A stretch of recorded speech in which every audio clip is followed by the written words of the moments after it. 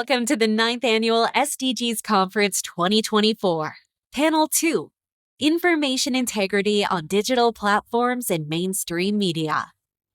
On the occasion of the Summit of the Future, we confront the critical challenges facing our world in the era of misinformation and digital pollution. Misinformation and disinformation have become a pervasive threat, blurring the lines between facts and fabricated narratives.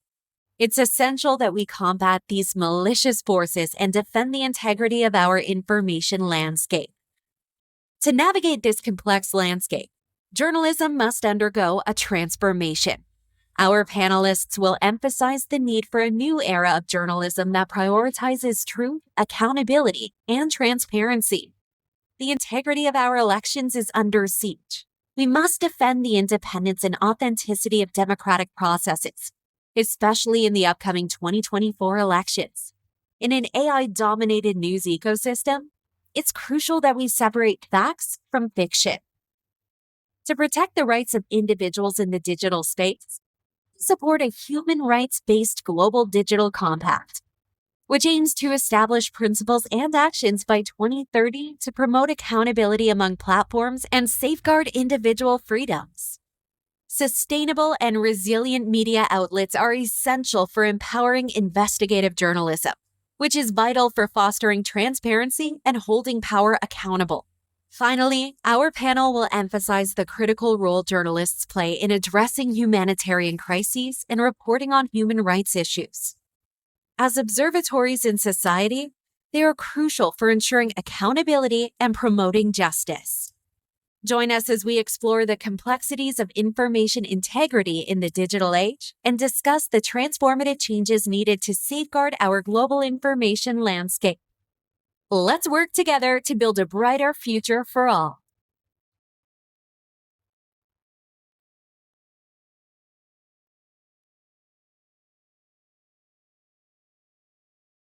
To discuss the two sides of this coin. And session 2 will be moderated by Jenifer Fenton. And Fenton has been the spokesperson at the UN Office of the Special Envoy for Syria since May 2019. Today, she participates at the SDGs conference in her personal capacity as a media advisor. Previously, she has worked for Al Jazeera in Doha and New York, and CNN in Atlanta, Jerusalem, London, and Abu Dhabi, holding various senior positions. With 16 years in the television news industry, Jenifer Fenton is a globally recognized media expert. Jenifer, the floor is yours.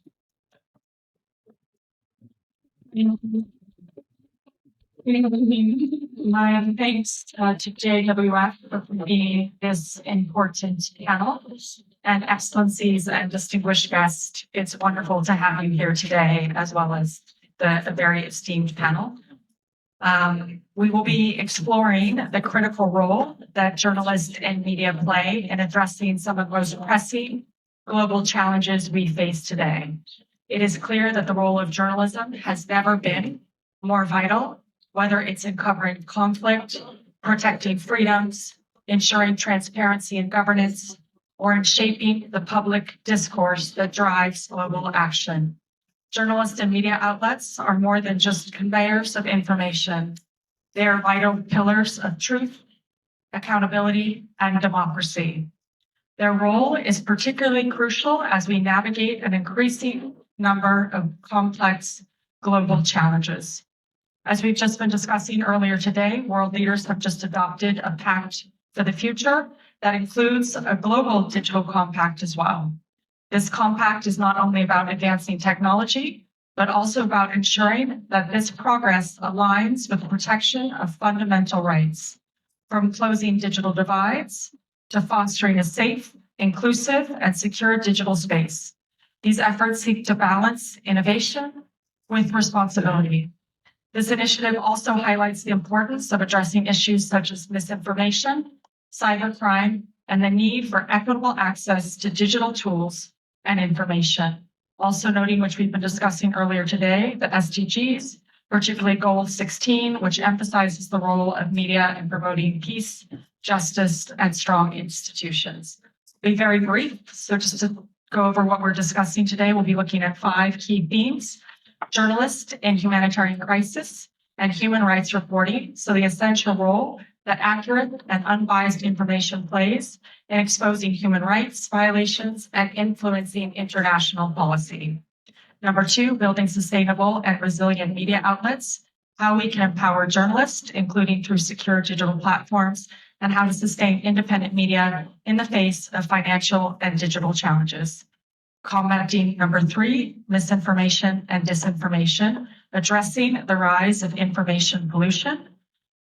Fourth, we'll look at defending election integrity in an AI-dominated media landscape as AI becomes more prevalent in shaping media narratives. And finally, we'll look at the global crisis of press freedom, with increasing threats to press freedom that journalists face around the world, including persecution, censorship, and even exile. We're fortunate, as I said, to have a very esteemed panel. I have Professor Monica Attard, who's the co-director of UTS Center for Media Transition, Silviu Calangiu, the head of digital at Euronews Romania, Courtney Kealy, who's an experienced foreign affairs and national security journalist, Dr. Quraishi, the former chief election commissioner of India, and Mahir Zeynalov. Forgive me if I've mispronounced anyone's name, and I hope you correct me when you introduce yourself. As the previous panel, we'll each have about 5 to 7 minutes to address our various areas of expertise, and then we'll have a round of questions, and hopefully, time permitting, I'll open it up to the floor. So please have your question prepared. Dr. Attard, the floor is yours. Just noting briefly, further introduction. She's a professor of journalism practice and co-director of the UTS Center for Media Transition, a cross-disciplinary center researching the impact of digital change on journalism and media more broadly. Previously, she was the head of journalism at UTS. It's a very distinguished career, spanning 45 years across both broadcast and digital media. So we're thrilled to have you here with us today. The floor is yours. Thank you, Jenifer, very, very much. Is this working? Yes, it is. Fantastic. Thank you very, very much for the invitation to be here. It's a great honour to be here.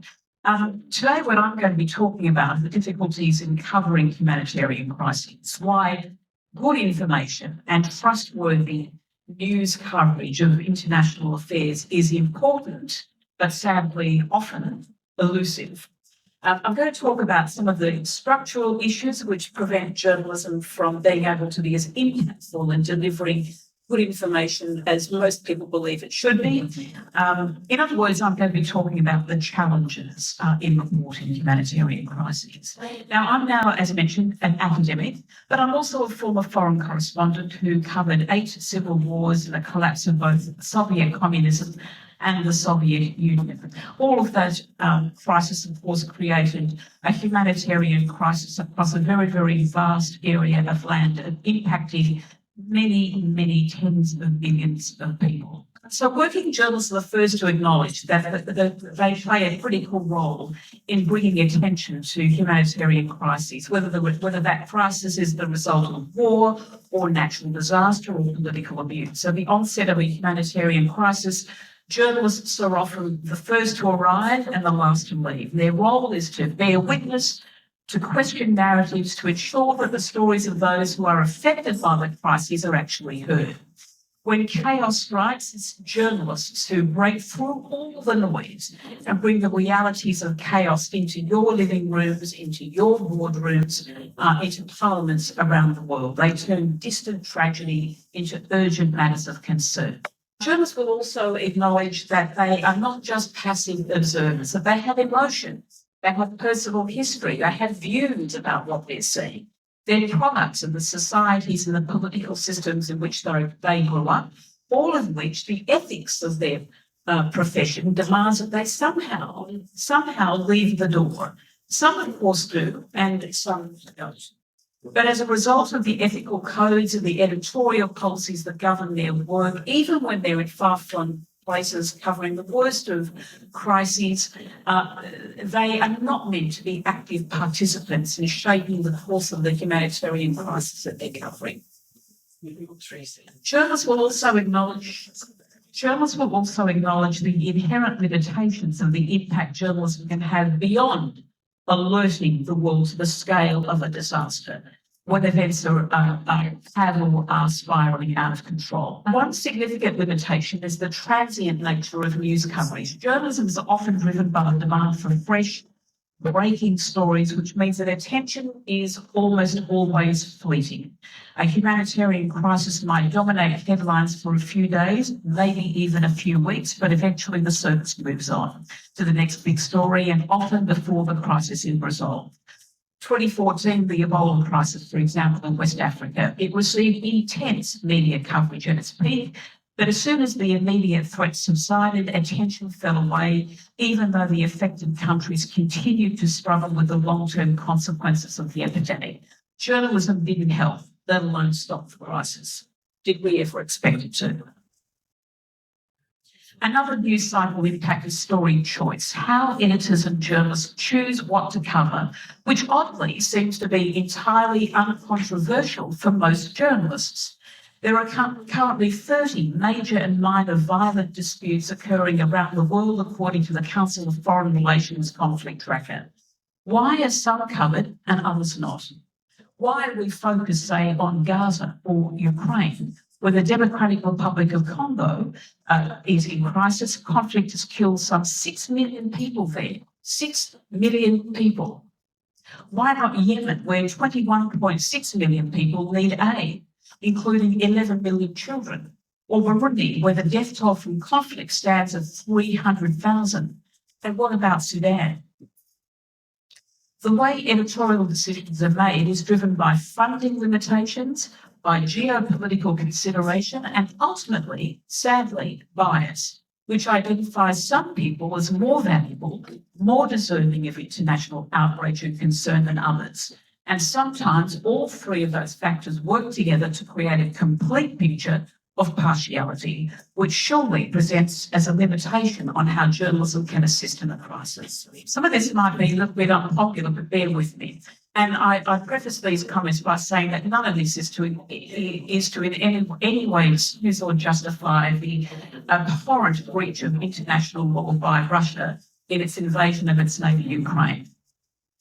I'm just really to talk about the technicalities of the coverage.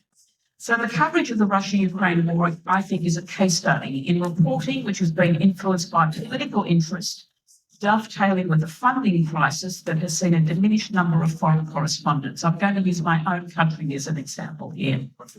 In Australia, the ABC has over two decades, the ABC is the Australian Broadcasting Corporation, our national broadcaster, experienced funding cuts that have disproportionately impacted foreign corresponding. As a result, a large Moscow bureau where I served was closed, leaving reporters hubbed in London to fly in and fly out when needed.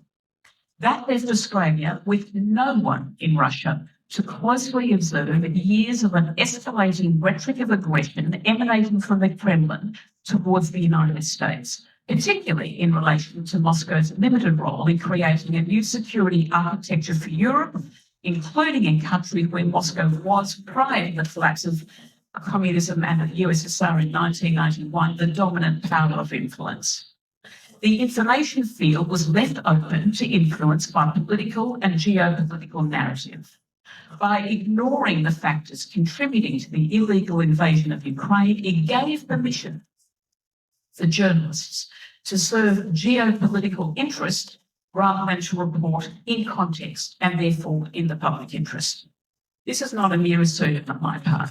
We've been conducting research at the Centre for Media Transition, where I currently work in Sydney, which indicates that Western news and media organisations have had a strong propensity to report Western frames of reference for the current Russian-Ukraine war, leaving Russian frames, excluding propaganda, to be pilloried as non-existent or ridiculous. The nature of the conflict was couched in terms of a return to the USSR, which allowed knowledgeable voices whose eyes were firmly focused on the region to be ignored and condemned. None of this, again, is to excuse the invasion of Ukraine. It is merely talking about how it has been reported. There's an issue too of accessing crisis zones. Journalists are often barred from entering them or face severe restrictions on their movement and reporting. This can lead to a reliance on second-hand information, which can be incomplete or worse, biased, which was evident as we all, I think, might agree, in the early stages of the Syrian civil war, when journalists had limited access to conflict zones, and as a result, much of the reporting relied on information provided by activist groups, which, though valuable, didn't always present a complete and contextualised picture of the situation. We're seeing the same play out in Gaza right now, where access to the territory has been denied by Israel, though in this case, information on the conflict between Hamas and Israel has come largely from the two combatants, and led to a crisis within journalism about which side is to be more believed, and whether the journalistic norm of impartiality is up to the task of determining the truth. The argument goes journalists should be allowed to stray from the need to be balanced and surmise that extraordinary numbers of deaths reveal a truth that the processes of impartial reporting cannot. That when the weight of evidence is clear, it is wrong to conceal the truth. Well, yes, of course, and clearly that would be wrong. Was balance missing in the first weeks of the coverage? This slide shows Israeli versus Gazan frames in that first few weeks of coverage from Guardian Australia, the ABC, that is the Australian Broadcasting Corporation, 9 News and News Corp's The Australian. 71% of journalism pieces reflected Israeli frames, only 29.1% reflected Palestinian frames. That balance of reporting changed over time.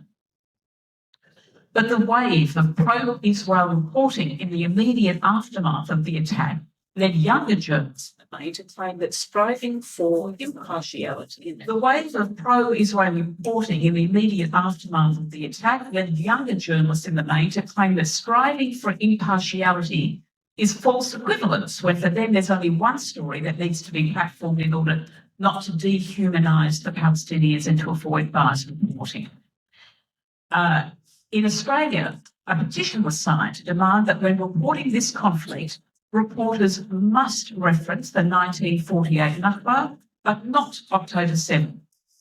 They demanded prior to the ICJ rulings that they be permitted to declare a genocide, that the intergenerational trauma of the Jews be relegated to history because it's being used to excuse the horrific death and destruction caused by Israel.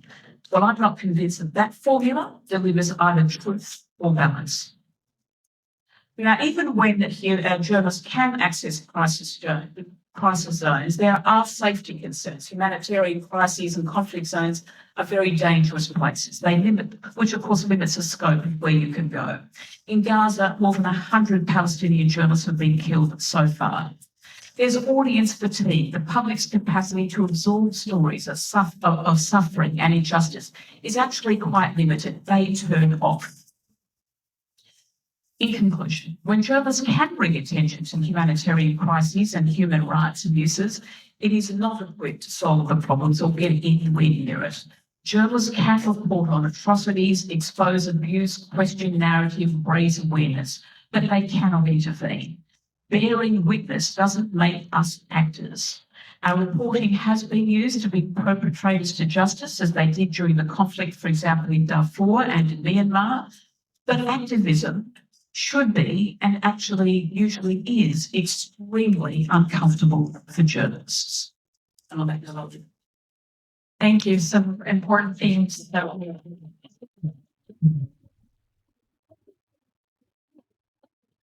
we talked on many important things. One, the importance of bearing witness, also the limitations of access and impact and bias when it comes to the conflicts and stories we choose to cover or not, and who deserves attention and who deserves to be believed. So we'll be following up on the Q&A. Perfect transition into you, Silviu. Silviu is a digital media professional with over 2 decades of experience in content production, digital identity creation, and team management. He's the head of digital at Euronews Romania, leading efforts to establish the station's digital presence, and works with Euronews World and reaches a global audience of 145 million monthly viewers. Over to you. Thank you for the introduction, and I would also like to thank the GWF and my Romanian friends, their global partners, for having me here. It's an honor, it's a privilege for me to be able to talk about my work in front of all of you. And I would like to start with a small story. because I started my work as a reporter in my last year of college doing night shift. In 2017, while covering a technology event in Berlin, I had a small revelation. A company was showcasing this particular door lock that you see behind me. In order to understand that at that time, IoT, Internet of Things, was still a novelty, and we were eager to discover and to explore devices that will become part of our future lives. But this particular door lock stood out, and you know why? It was not the technology itself, it was not the innovation behind it, but the simple fact that it didn't replace your existing mechanical lock. It just came over it, and at the same time, it could have been controlled by a smartphone. And then it hit me that it's all about adaptability, and the best way to approach technology is to be able to adapt to what comes in the future. And you probably guess where I'm heading with this. As journalists and media professional, we must be ready to embrace change ourselves and adapt to the evolving digital landscape. We need to be agile and to be open to innovation in order to stay relevant and resilient. So once again, I'm Silviu Calangiu. I come from Romania, have a 20-year expertise in media, and right now I'm involved in the crazy, beautiful project called Euronews Romania, which looks a little bit like this. Next slide, please. Thank you. You can also download our app, a little bit of advertising network. I work with a very enthusiastic team of youth. I'm the one ruining the age average in the office, and these are some of our performances in the past 12 months. So we've reached. I'm very proud of the 23 million views on YouTube in 2024, and I'm even prouder of the 40 million page views in the last 12 months. And of course, our 3,000 members on social media. To be able not to talk in general about media, I will strictly refer to the Romanian market, because as I was swapping some ideas with the other distinguished guests at this beautiful conference, I noticed that they do have the same problems that we have in Romania. So we are a particular case, because if you get a look over the slide, we have a crazy internet penetration rate of 90% of the population. So 9 out of 10 Romanians are able to use the internet, and they do use it, because we are 19 million inside our borders, but we have 28 million mobile phones. This is why the next step was to create a digital identity, so that 2 out of 3 Romanians have active online personas. That's more than 30 million people out of 19. But this comes with a downside as well, because if you look at the low trust tab, you will see that 46% of the population relies on Facebook for news. Who relies on Facebook for news anymore? 29% rely on social media and on influencer, and only then 24% have a look at what mainstream news have to put on the table at their offer. The overall trust in news, according to Reuters Institute Digital News Report for 2024, is only 27%, situating Romania at the bottom of the ratings. So let's have a look at what are we up against. So of course, disinformation and fake news, and I think we can all agree that we have changed a lot. The world has changed a lot in the past 5 years. We've had COVID, we've had the pandemics. Now we are in the middle of wars. And then AI came up with something that blew our minds and forced us to reposition ourselves and to reapproach media strategies. Speaking of technology, it's not AI that is affecting us on our daily work. It's also the algorithm that is. It's very frustrating to create quality content, to place it on top of your website, or to produce quality videos, and to see that they only get a couple of hundreds, couple of thousand views, because an algorithm that no one can describe with accuracy is deciding this instead of you. Of course, there's also financial challenges, and these not only start with the small salaries that the journalists are being paid, and I think that's not the case for Romania only, but also with other content industries growing. And I'm especially referring to streaming, which is getting huge in Europe. In Europe, for example, the Max platform, the ex-HBO Max, I think it's called Max in the States, they broadcasted all the Olympics with multiple cameras, and for only $4 a month, you were able to see whichever sport you like, whichever you desire, whichever camera, whichever athlete. This is the future, if you ask me. And our streaming industries are becoming competitors for traditional media outlets, but also gambling. That's a serious issue, at least in the eastern part of Europe.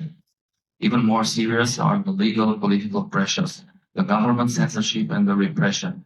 And I just found out in a conversation with our friends from Turkey 2 days ago about the girls' trial in Turkey. I don't know if you know about it. Of course, because no one writes about it. At this point, as we speak, it's now more, I think 14 girls with ages between 13 and 17 are in court because they are suspected to have links with the Hizmet movement. And their only mistakes they're accused of are crazy. They are accused of playing together, studying together, meeting. Media doesn't write about this. That's a major issue. And of course, we're fighting public distrust and news fatigue. I feel myself like a Miller Boy Who Cried Wolf movie. Okay, in order to fight all these obstacles, we need to keep our digital integrity. And in order to do that, we have to first start with a multi-platform content strategy and creation. We are no longer living times in which you should settle for a single media. You have a smartphone, you have the ability to go online, you should go where your audience is. Then you should use data. You cannot longer function as a newsroom if you don't use data. You should be data-driven digital first. You should expand the usage of analytics and prediction tools. In order to do that, of course, you have to train your journalists. I'm talking about digital literacy, and I'm talking about the fact, for example, in Euronews Romania, the work of our journalists, then this is my mantra, and this is what I'm trying to pass to them, and I manage with, I don't know, 10% of them, but it's a huge victory for me as well. Your job hasn't finished when your news was there. You then have to think about it. Where else should I go with it? Should I put it on the website? Should I create a different form of content for a specific social media channel? Of course, we need support from our management, and they should invest in tools that empower newsrooms and journalists. And they also should work with tech platforms and regulatory bodies, because only journalists know how journalists can be regulated, if you ask me. And I have overall some ideas. This is actually some strategy that I'm trying to apply in Euronews Romania. I start with communicating like we're in, because you cannot talk to your audience like 20 years ago. I'm trying to be as transparent as possible. And when I say transparent, both informational and in a financial way, because you have to let your audience know where your last penny you cash in comes from.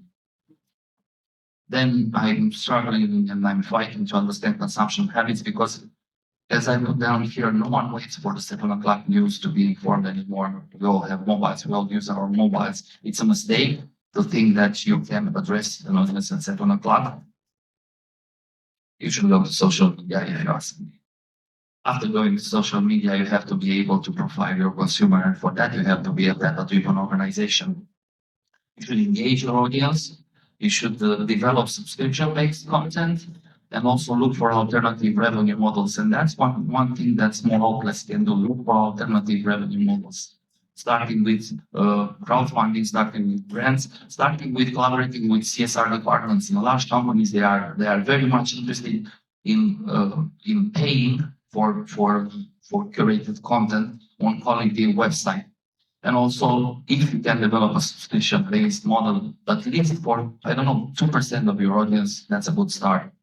And also, get original. Look at what New York Times is doing with gamification and think of that as a strategy for the larger audiences. I started by talking about a technology event I attended, and I will wrap it up the same manner. So I was in Lisbon in November last year, and while strolling around the booths, I stumbled upon this panel where it was like an ad hoc survey. You were given these small sticky dots that you had to stick on one of the sections that you see above me here. And people were asked which industry will be most transformed by generative AI, ChatGPT, and similar products. And most of the people chose media.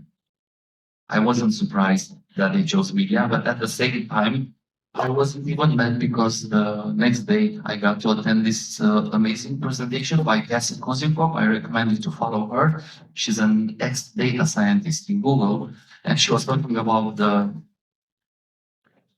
key skills to have, top skills to have in the future. And she wrote down in there, decision making is top skill to have in the future. Design, creativity, communication, problem solving, engineering, social and interpersonal collaboration, trust, adaptability.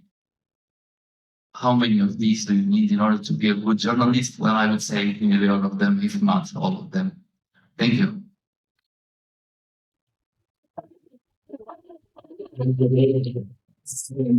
It's always helpful when people lay out their problems as well as solutions. So that's very valuable.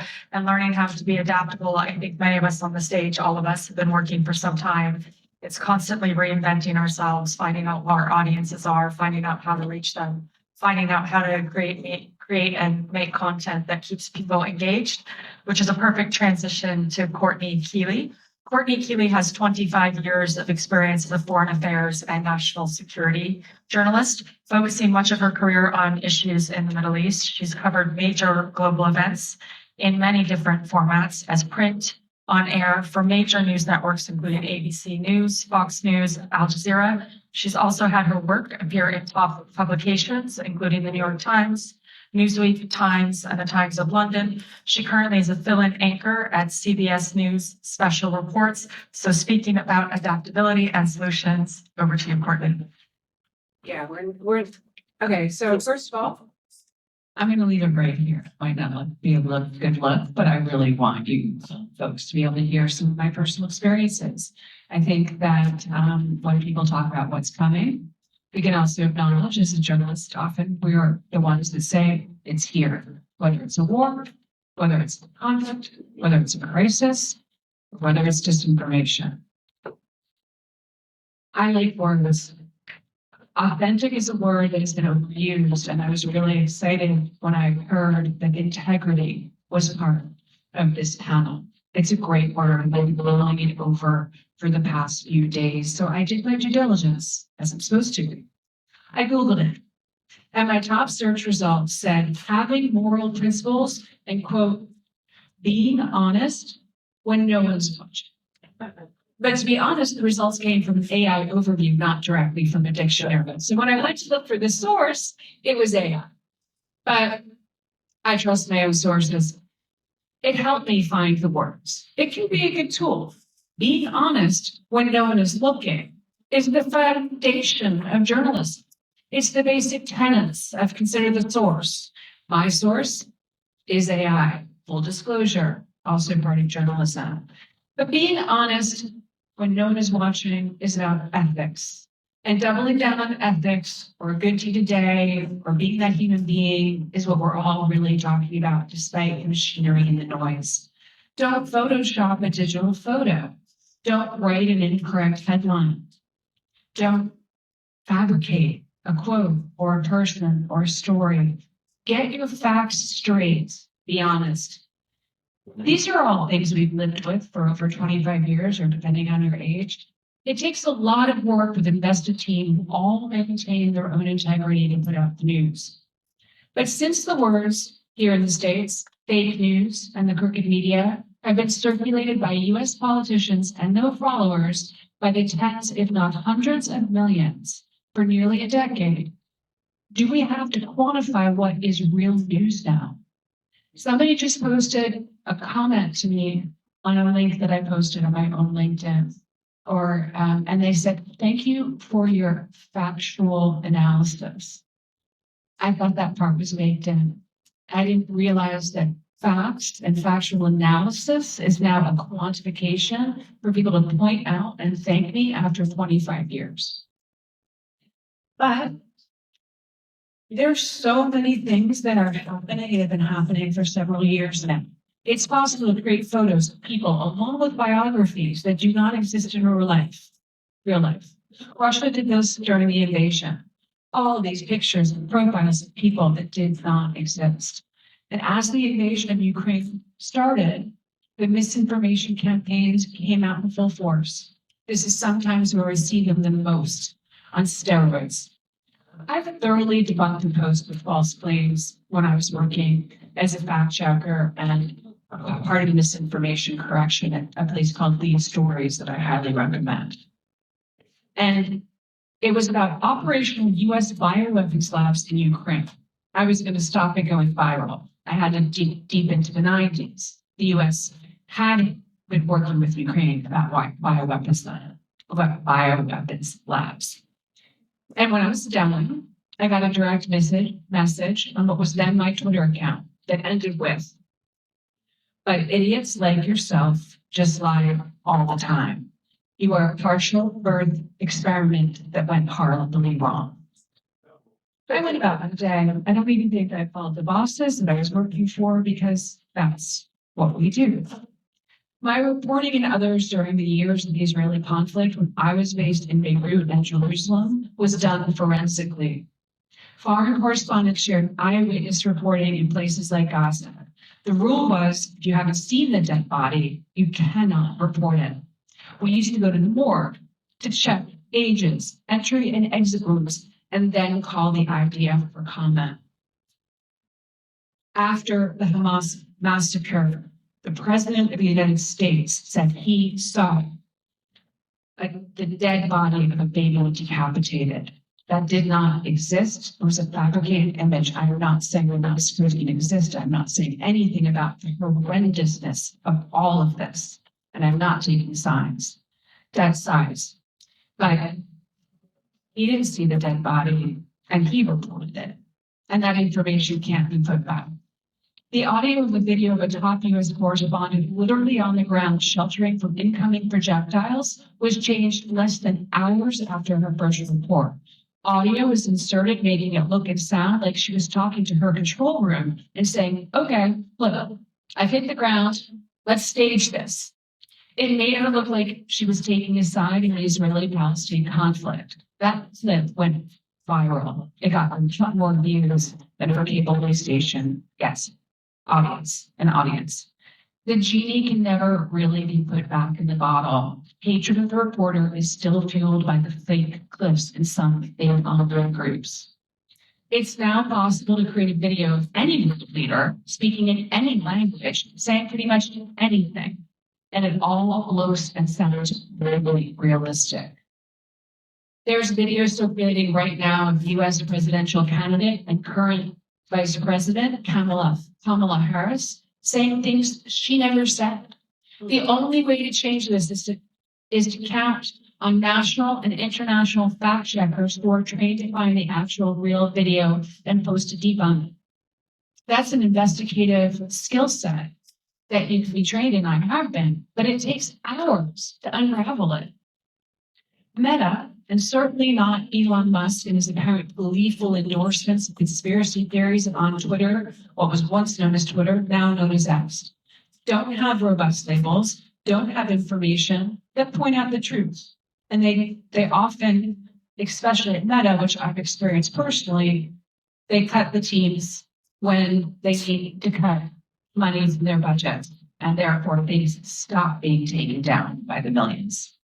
So right now it's a David and Goliath-like battle between news teams, their new in-house fact-checking teams, and misinformation experts. Their geolocators, their reverse imaging, and their expert sources coming up against conspiracy theorists who make millions. For instance, Alex Jones, the right-wing radio host and conspiracy theorist, long denied that the Sandy Hook school shooting that took place in Newtown, Connecticut, nearly 10 years ago actually happened. He said the victims were child actors staging the event. The shooting happened in 2011. It was one of the most heartbreaking stories I've covered after I returned to the States from the Middle East to work as a national correspondent. Just yesterday, nearly 13 years after that devastating school shooting, a U.S. bankruptcy judge ruled that Alex Jones's media platform and its assets will be sold piece by piece in auctions to help pay for the $1 billion in damages he owes the relatives of the victims of the shootings. But families will not see the money. because of a number of reasons, like Jones's declaration of bankruptcy. Meanwhile, he vows to continue his talk shows and his social media accounts. He also suggested that his InfoWars assets could be bought by his own supporters and he could continue to host a show as an employee. Deceit, trickery, greed have been the main ingredients for his success, and people buying in to wanting to hear what he has to say. Ultimately, his InfoWars platform may live on, with him still at the helm wielding his microphone. Last week, a national political scandal started, or maybe doesn't even continue. The North Carolina Republican nominee for governor, Mark Robinson, he made disturbing comments on pornography website's message board over a decade ago. It was unearthed by an incredible team at CNN who are specialists in this. One of his posts said, "I'm a Black Nazi." He also said he supported slavery. And there are way too many good comments that he made to mention. He says he has since lost followers and campaign staff. But he continues to deny that he ever made those posts, that CNN documents factually and clearly. And the Republican Party in North Carolina issued a statement saying the left can continue to try to smear Robinson all they want and demonize him via personal attacks, which is not the case. It's a factual report that he denies, and people just choose to side with him.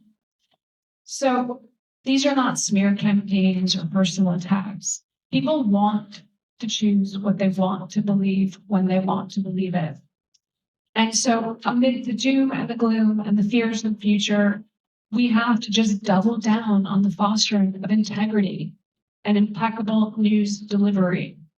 And whether it's to making the second, third, or even fourth call to confirm details and facts, whether it's doubling down on reports and supporting journalists who make them factually, while brave journalists around the world continue the reports, and try to do this in an environment where really what's most important is the people that they're covering, the humanitarian crises, the people caught in conflict, the people losing their homes. That's what we're there for, not to talk or shed light about our careers, our personal anecdotes. I just did that right now is a way to engage you so that you know some of the stuff we're all up against. And so I pledge, and thank goodness for organizations such as this one, that we can maintain our integrity and stay honest, even though nobody's watching.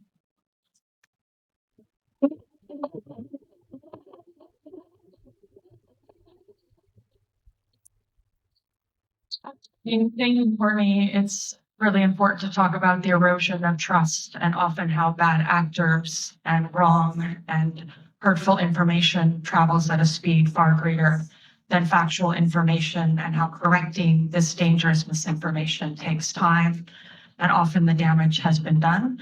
So I'm happy to move over to talking about erosion of trust and election integrity, as it has been a year of global elections. We've already touched on a couple already briefly, so we know one better than talking about one of the world's largest democracy, world's largest election. So we have Dr. Quraishi here, a distinguished member of the Indian Administration Service since 1971, served as the 17th Chief Election Commissioner of India.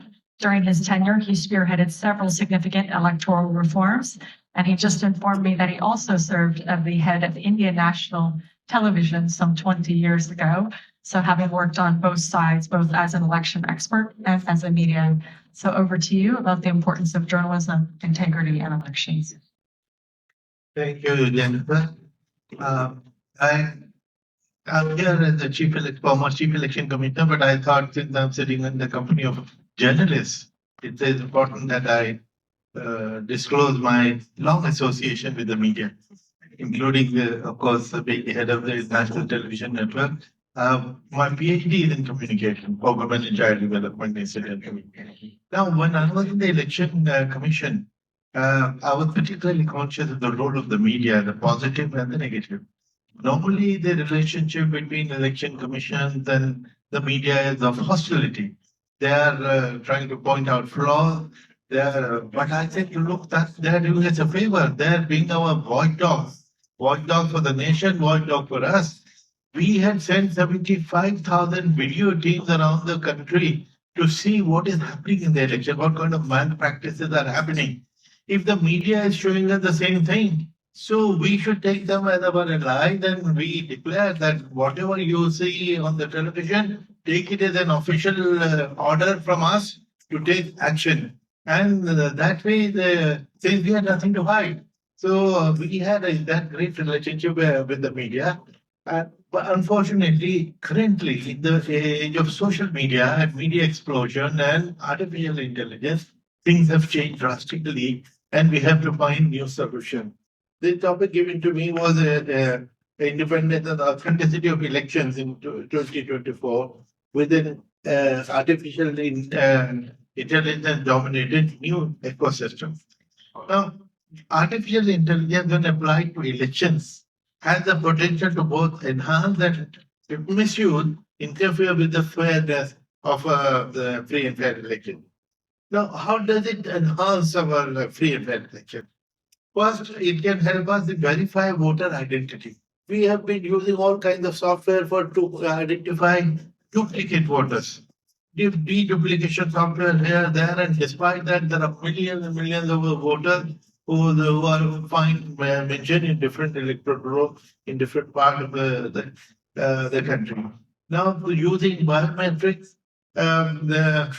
we have to ensure that the voter rolls are accurate and duplicate registration are completely eliminated. Now, we also have to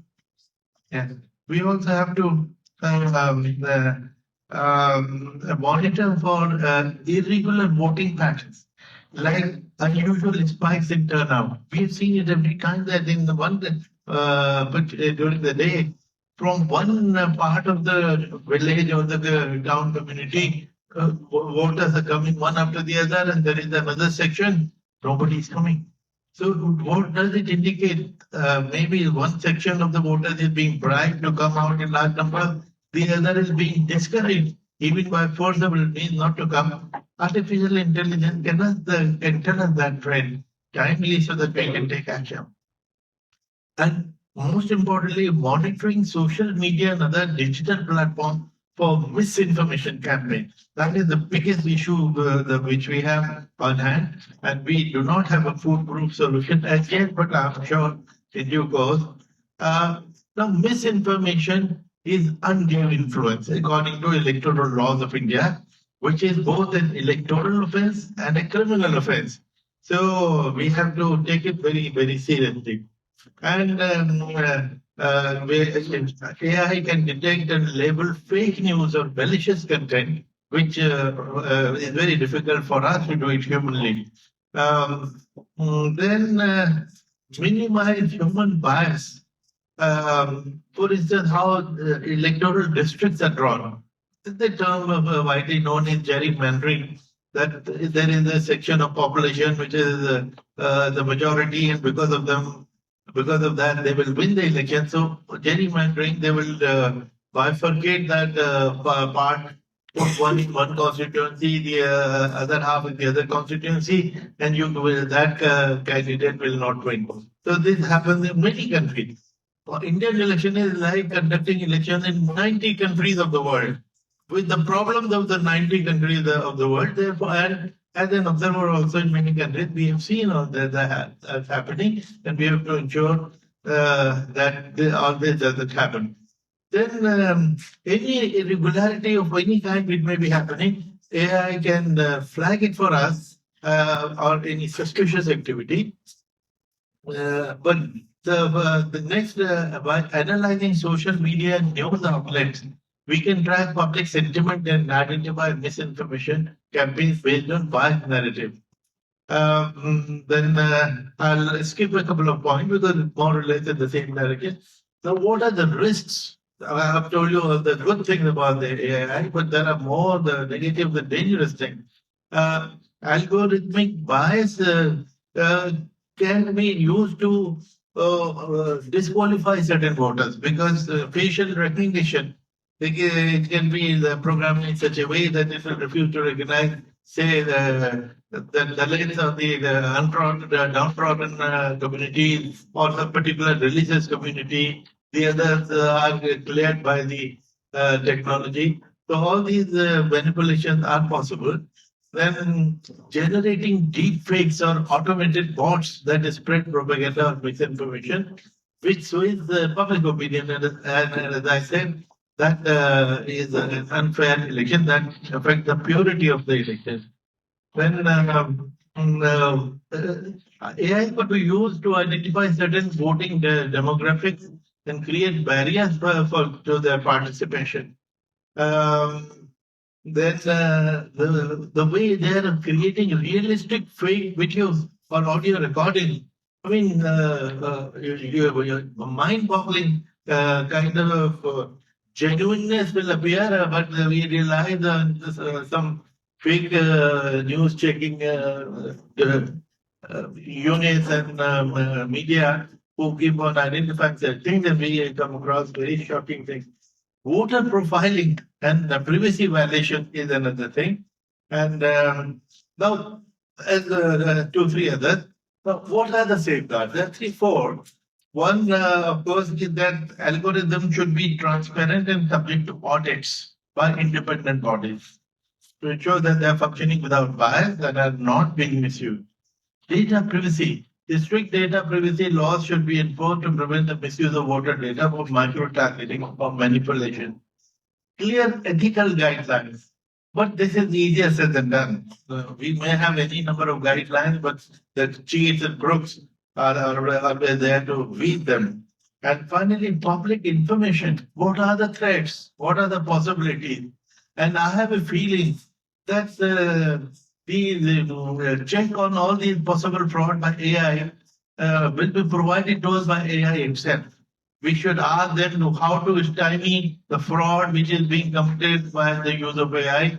Perhaps the AI will tell us something more intelligent than we can think of. Thank you.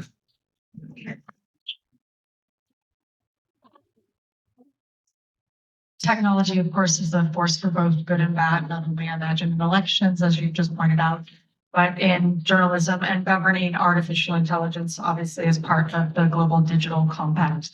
Our final speaker, thank you for your patience, is Mahir. Mahir is a Harvard-educated journalist and press freedom advocate. He has faced intimidation and threats in his home country, Turkey, where he was twice recognized by Foreign Policy as among the 100 most prominent people to follow.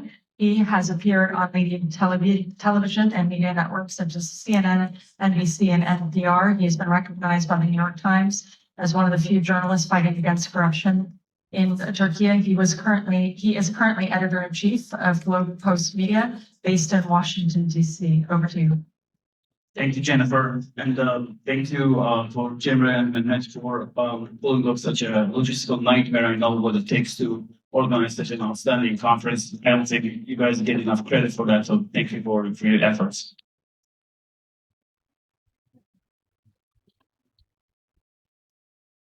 Well, a few years ago, back in Istanbul, where I was doing journalism, I woke up leaving home in the morning to go to my newsroom. I kissed my wife goodbye, and I had this thought that I may not be able to go back home again. And that's exactly what happened. It was really a very interesting and frustrating period in which I would get a lot of threats in the social media. Some people saying that I would just put a bullet into this guy's head, and imagine what kind of pressure it puts on me and my family. And as I arrived in my newsroom that day, I learned that there's an arrest warrant against me, and I was already facing charges by the then Prime Minister, now President, sitting up to 6 years in prison for, in quote marks, insulting him, also known as criticizing him. And I was going to the police and the prosecutors asking my defense. And imagine being a journalist in a country, of the kind of country where the leader of the country is directly targeting you with his diehard mobs and goons, and you face all this danger and risk just walking on the street. And they stormed my house. and they were on their way to our newsroom. And a few people who knew us called our newspaper and said that the police are on their way to the newspaper. And my editors helped me flee from the back door. I went into the hiding in an isolated room for several days while the police were searching for me. Our friends and a lot of several governments, including the United States government, State Department, really facilitated my leave from Turkey, and including the State Department and the OSCE. They raised awareness internationally as well, and our newspaper struck a secret deal with the government that in exchange of my freedom, that they would not arrest me, I would go and surrender to the police, and they would just let me flee the country. And that's how I ended up here. And this situation is not an isolated incident. And of course, back then it was something huge compared to what happened a few years later than that, when our newspaper was completely shut down and the hundreds of journalists were thrown into jail. And gone are the days in which they rolled out the tanks and seizing the newspapers. That's not how you control information today. What you need to do is you need to manipulate information. And whenever we're living in a society where it's like polarized and divided, it's easy to do this. People are hungry for information that flatter their prejudices. Whenever you hear fake news or misinformation on the media or on social media, and whenever you tilt your head and say, really, then you know that people are questioning. But whenever it's coming from, even if it's fake or misinformation, it doesn't matter. If it's coming from about somebody that you already mistrust, you think that it is possible that it is true. And that's how you feed misinformation. And Courtney talked a little bit about, in details actually, about like how this misinformation is being spread brazenly by public figures all over the world, not only limited to the United States. But this shows that how dysfunctional our media environment is. You cannot control this. You cannot do censorship on this. You cannot jail journalists or influencers on social media because they're spreading misinformation. But what you can do is you can actually create an environment in the society that people don't rely on this. And whenever you have this information pollution, people tend to ignore those. So you have to create these trusted institutions, media institutions. The problem with the media in the world is that because of these latest disruptions, be it on the social media or AI, or the abundance of information, what happens is the news media organizations are on the brink of bankruptcy. They are completely dysfunctional. And a few years ago, Washington Post was on the brink of bankruptcy until Jeff Bezos purchased it. And what he did was he reduced the subscription fee to a minimum, expanded the base, and made it very attractive for corporations. One thing that these news media organizations need to understand is that they are run by journalists who don't know how to run a business. And that's the reason why they're losing money, they're losing attention. What they need to do is they need to understand that they are not in the news selling business because information is free. They need to understand that they are in attention selling business. Generate attention and sell that, and that's how you're going to make money, and that's how you're going to sustain those news media organizations. We don't want any support or money from the governments or international organizations who are at the mercy of government funding, or other foundations who would just cut your funding in the middle of everything and they will leave your hands dry. What we want is healthy business model for news organizations that are trustworthy and can work on those businesses. So we need to empower those and create these media stations that are very powerful and empower those journalists who are brave and courageous to speak our truth to the power. And we are talking to the people, not to the government, because governments would not actually pay attention to what we are saying. But no matter how powerful they are, how autocratic they are, they can never ignore what people are thinking about them. So they will come after you. That means you're doing something good.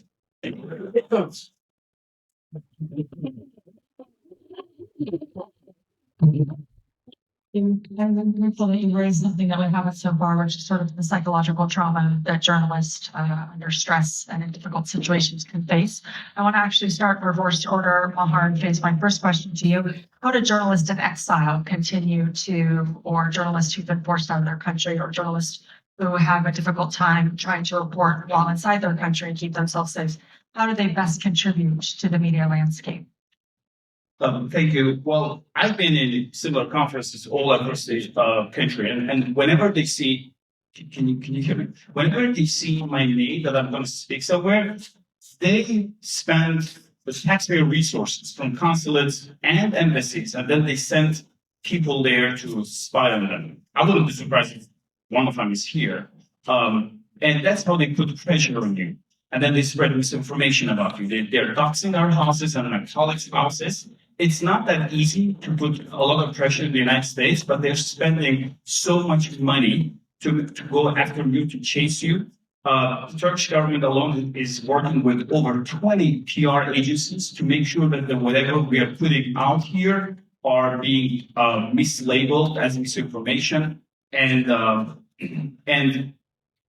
But the United States is by far the best country to do journalism if you are in exile. If you're in Europe, it's a lot more difficult. It's a lot more dangerous. I've had colleagues from my newspaper who were not only threatened but also beaten up on broad daylight. The United States is a lot safer, and those governments are really afraid of taking an action here because they know the United States can marshal international support to crack down if you're doing something on U.S. soil.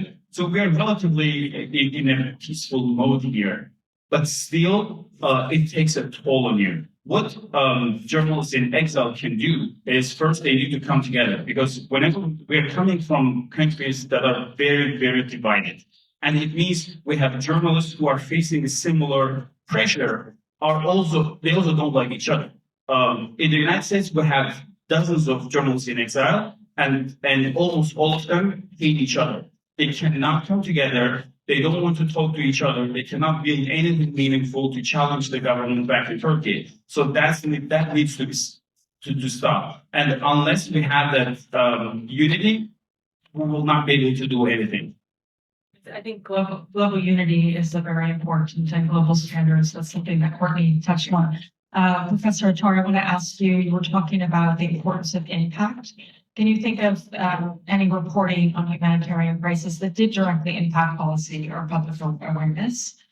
And just as she's thinking of her answer, I want to note that I'll next turn it over to the audience. So please think of your questions as Professor Attard answers this one. Thank you for that. Thanks for the question. Okay, microphone to mouth, so hopefully this can be heard. I think it's a big stretch to say that the coverage of any particular, massively impactful event can necessarily, that there's a direct correlation between the event and a change in policy. So, for example, in my own experience, I covered the collapse of the Soviet Union. In a sense, did the coverage, journalism which was produced out of that event lead to the triumphalism which created the problem that we currently see now? I doubt it. So I don't think there is necessarily always a direct correlation. I think sometimes there can be when journalism brings to the forefront issues of humanitarian crises that are otherwise not given a lot of coverage. But that's so rare. We so rarely in journalism spend time talking about issues that are not the big sexy issues, that are not the big stories that people want to hear about. We love to ignore people that we don't think deserve our coverage. And I find that, that is an issue that really, really troubles me, along with the collapse, partly due to that, I suppose, but the collapse in audience trust in what we do, because we're not seen as being able to be always and completely objective and impartial. I mean, I think they're very, very significant problems. speaks to Mahir's point, we're in the, what did you say, Mahir? We're in the attention selling business, not only the news selling business, which I thought was a very valid point. If there's a question in the room, please identify yourself. I'll go to the female here in the third row, and please make sure that it's a question. Please keep it brief, and please, if it's directed to anybody in particular. Yeah, hi, my name is Larissa. I'm a student, part of a program at Harvard Law. So my question is dealing with legal issues. I've seen a lot in the past year that journalists have just been interpreting legal decisions and specifically UN documents just incorrectly. Specifically, there was the UN report on sexual violence that came out, and I wrote an op-ed about how it was just completely misinterpreted. If you read it, there was not a single piece of digital evidence found, not a single survivor was even interviewed, and the report said that there's no evidence of sexual violence. However, mass media was saying that there was, and Joe Biden did take this and said that there was sexual violence and continues to say it. So how do we address this misinterpretation of legal decisions and United Nations documents? Should journalists be working alongside lawyers? What do you see as the answer to stop this problem? I'll take another question in the room if there is one before we go to the panelists. The gentleman over here, please.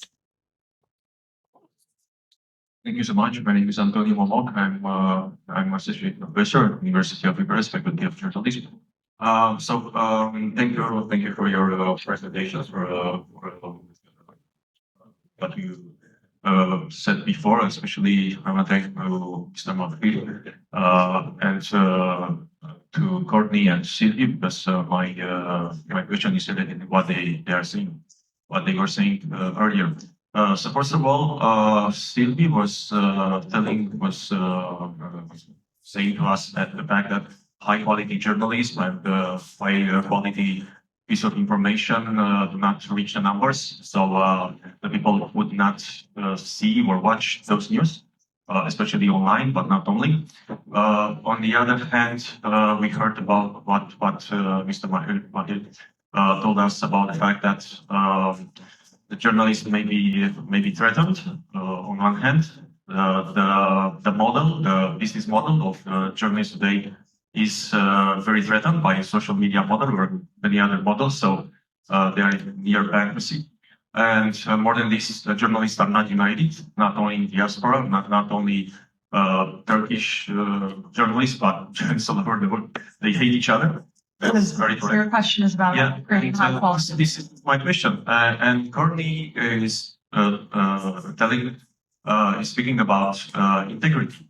How would we how would we keep and how would we maintain integrity inside the journalist industry, the media industry, when you see all these issues on the one hand with the journalists, and on the other hand, the public is related to other things than those that you. Okay, thank you. So actually, Courtney, I'm going to ask you to combine the two questions because I think they speak to the same point, which is one, sometimes reporting on information that you perhaps don't understand, which then leads to a escalation of false information and how to try to stopgap that. And that speaks also to your point. And then Silviu, I asked you to come on the second point of the question regarding producing high quality content.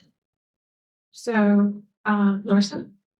Okay, so yes, we go to Harvard and we talk to legal people to make sure that we're factual. We do not try to interpret legal documents by ourselves. But this was an issue and continues to be an issue that has been quite frankly, disgusting political football that's been lobbed back and forth by both sides. I have seen, I was actually talking to Jenifer about this when it was being said that the UN, as women of the UN, had not supported the victims of rape by the Mons massacre. And I reached out to Jen in Geneva to find out more about this because I needed to know about the UN, but she is not privy to this, so she directed me to the right sources.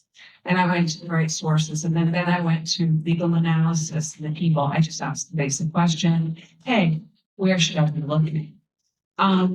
That's the first thing you have to do with integrity. So I will put these questions together. Secondly, One of my best friends from college, if not my best friend, is no longer talking to me because when she sent me a video that was not true, and I just couldn't take it anymore because as a person, I did not want to look at videos that are untrue and cause distress while I was trying to continue to look critically with integrity and understand complex things.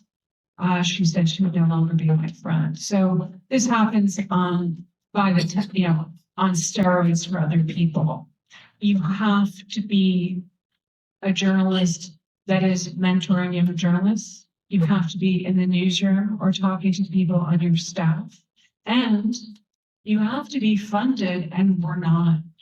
A lot of these things are happening in a vacuum. After 25 years, I could turn to a colleague and ask them about where should I be looking on the UN, because sometimes, even to me nowadays, it's just confusing.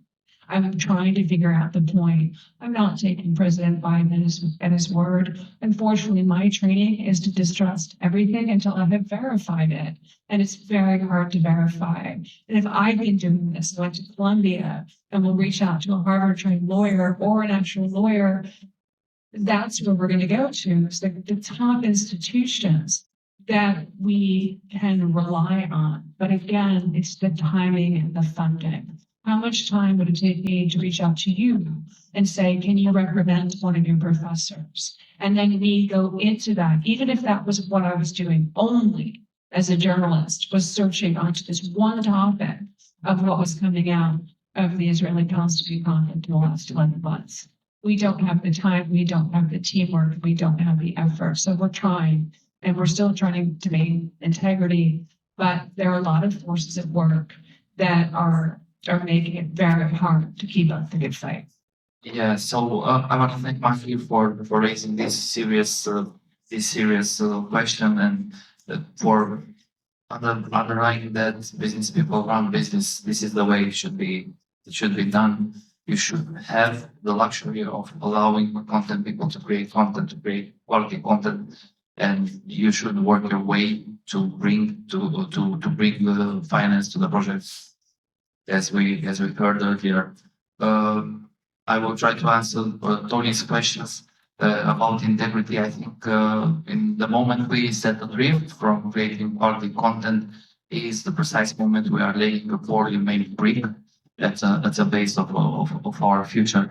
And to come up with an example, I'm trying to rely my strategy at Euronews Romania on what I like to call a rundown logic. I was a producer for TV for mostly of my career, and I learned that you have to structure a rundown according to people's needs and according to ethical and to journalistic criteria.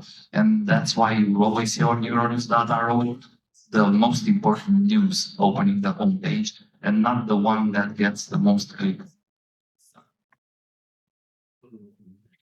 I'm going to turn the question over to you, Dr. Quraishi. Now, we've been talking a lot about erosion of trust in an institution and polarization and social division.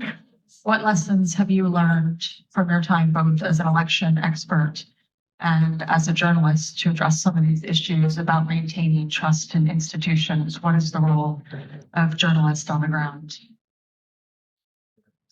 Journalists, of course, have the most critical role, and I think we have come across something which none of you may have in your part of the world, something called paid news.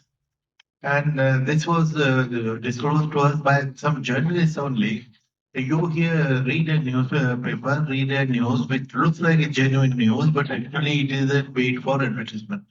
And how did they discover it? And the journalists brought it to us. That same news appeared in various newspapers. And they started the malpractice of developing packages. If you give me 1 million, I'll praise you to the sky. If you give me 2 million, I will praise you and demolish your enemy. And if you don't pay me anything, I'll black you out. So everybody was forced to fall in line. That was an interesting thing. But what has now come out, what we have learned, that actually blaming the media in total may not be a great idea, because the working journalists are very upset with this. what has happened in India and in many countries that the media is owned by big business houses. And big business houses are vulnerable to, tax agencies and all kinds of enforcement agencies raiding them, blackmailing them, and therefore the journalists in the field to misreport, misinform, and they're very angry, very upset, and there have been many resignations of young people. They're jobless now. But a solution has to be found as quickly as possible. Otherwise, the public trust in the media is pitched at the moment. We have a question for Zoom, so I'll make that our final question. And Mahir, I think you're probably best suited to address this. To what extent can psychosocial factors such as trauma and lack of social support affect impartial reporting? When journalists, just because of the situation that they're in, often do become the story themselves. Are journalists equipped to identify these threats, and are they receiving enough support? It depends on journalists, it depends on the country, it depends on where they are. There are a lot of journalists out there who don't, in quote marks, matter because they are not really from high-level institutions. If you have a Wall Street Journal reporter detained in Russia or in Iran, you have a lot of high-tech media attention on it. But if it's somebody else from a low-level newspaper or jail somewhere going through similar suffering, people don't really pay attention to them. But I also understand that this is part of who we are. I always tell aspiring journalists that if you don't have the gut to do this, you shouldn't. It's like a cop saying that, I have a family, I cannot just get into this, fight on the street. We journalists know what we're going to face with, and it comes as part of the package. So we have to be prepared for it. It will come at some point. You'll disturb somebody, a powerful corporation or powerful government, and you have to have some kind of bravery or courage to do this. Otherwise, there's no point in getting into this. Of course, our job is not just to defy all these threats and intimidation and everything. It would be nice just to do journalism without those fears, but it comes as part of the job, and we'll have to get prepared with this. And not only our colleagues, but also the society needs to be a little bit more sensitive to this. What we are seeing in those countries is that there's a mob justice. It's not that the government is coming and jailing you. It's like they are whipping up all these animosities and hatred against you through smear campaigns and making sure that whatever you're putting out there doesn't really matter. So you would not see, let's say, Donald Trump going and shutting down CNN. What he does is that he's putting CNN on a level that whatever comes out of that TV network cannot be trusted. And he has a fan base. So whatever CNN does, it just doesn't matter because it's being vilified and it's being discredited. And that's how you control as a government in media, even in the most democratic countries in the world, by not shutting them down, but manipulating them and making sure that there are only echo chambers that your fan base will only listen to. And on that note, we'll wrap. I think we've done a lot today discussing the challenges faced by journalists, obviously physical danger, journalists who operate in active war zones, authoritarian states, subject to censorship, intimidation, imprisonment, not to mention the financial constraints, as well as the need to constantly adapt and the new rising threats of misinformation and disinformation. But hopefully we've provided some solutions as well. And you all being here as part of the solution in terms of trying to make sure that we're all invested in free, fair, and accurate press. So thank you very much. And thank you very much to my and to the